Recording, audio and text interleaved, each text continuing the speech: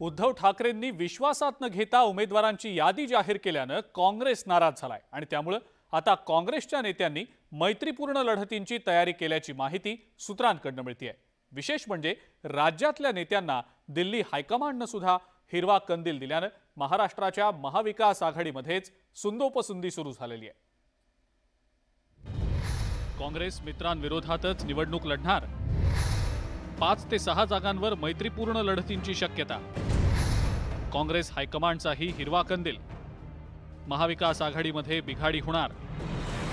लोकसभेच्या जागा वाटपावर गेल्या महिन्याभरात शेकडो बैठका घेऊन सुद्धा महाविकास आघाडीतला जागा वाटपाचा तिढा काही सुटलेला नाही। उद्धव ठाकरेंच्या शिवसेनेच्या 17 उमेदवारांची घोषणा केल्यानंतर महाविकास आघाडीतला हा विसंवाद प्रकर्षाने समोर आलेला आहे। तर या विसंवादाचे दुष्परिणामही उमटायला सुरुवात झाल्याचं दिसतंय। कारण ठाकरेंच्या सेनेवर नाराज असलेल्या काँग्रेसनं राज्यातल्या 5 ते 6 मतदारसंघात मैत्रीपूर्ण लढतींची तयारी केल्याची माहिती मिळतेय, ज्यात सांगली, भिवंडी, उत्तर पश्चिम मुंबई, ईशान्य मुंबई, दक्षिण मध्य मुंबई या मतदारसंघांचा समावेश आहे।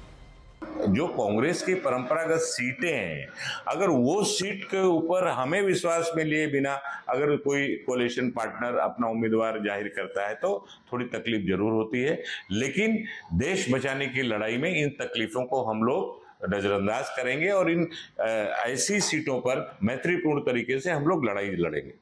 नुकतीच राज्यातल्या प्रमुख नेत्यांची बैठक पार पडली आणि या बैठकीमध्ये हे सगळे निर्णय घेण्यात आले। महाविकास आघाडी तोडायची नाही, पण शिवसेना आणि राष्ट्रवादीच्या दबावापुढे झुकायचं नाही असा निर्णय काँग्रेस नेत्यांच्या बैठकीमध्ये घेण्यात आला।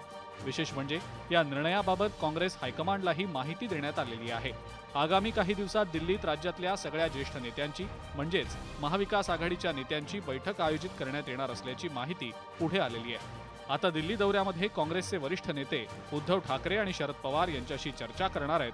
त्यामुळे सध्या तरी काँग्रेसचे पहिल्या फळीतले नेते याविषयी स्पष्टपणे बोलणं टाळतायत। 2-3 जागेचा इश्यू आहे, फार काही जागेचा इश्यू नाही आहे आणि उद्धव ठाकरे साहेब आणि पवार साहेब या सगळ्या याच्यावर निर्णय करतील आणि दिल्लीमध्ये निर्णय होईल। काँग्रेसच्या संभाव्य मैत्रीपूर्ण लढतींच्या भूमिकेवर ठाकरेंच्या शिवसेनेनं मात्र नाराजी व्यक्त केलेली आहे। उत्तर प्रदेश, बिहार, बरं का, संपूर्ण महाराष्ट्रात 48 जागा आहेत, त्याच्यावरती पण अशा लढती करायच्या का? मला वाटत नाही। काँग्रेस हा एक मॅच्युअर समंजस राजकीय पक्ष आहे।